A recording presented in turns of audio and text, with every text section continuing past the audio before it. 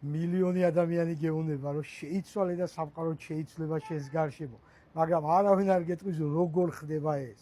მთელი ამბავი როგორ არის, ეს მართლა ასეა. შენ თუ იცვლები, სამყაროც იცვლება, მაგრამ როგორ უნდა შეიცვალო, ეს არის ყველაზე მნიშვნელოვანი საკითხი. შეიცვალო განამხოლოდ ფიქრი თუ არა, შევიცვალე და ეს მინდა და ძალით აკეთებ რაღაცეებს, რომ ასეა საჭირო. ან შეიცვალე თუნდაც საქციელი, თქო იძულება გაქვს საკუთარ თავზე.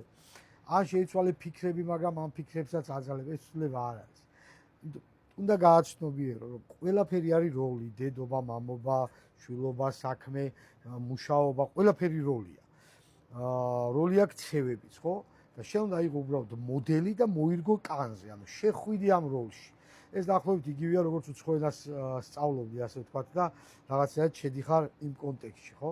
ამ როლში თუ შეხვალ და ამ როლში წარმოვიდგენ თავს, დამიჯერე ცხოვრებაც უკვე შენს გარშემო იმ როლის მიხედვით იცვლება.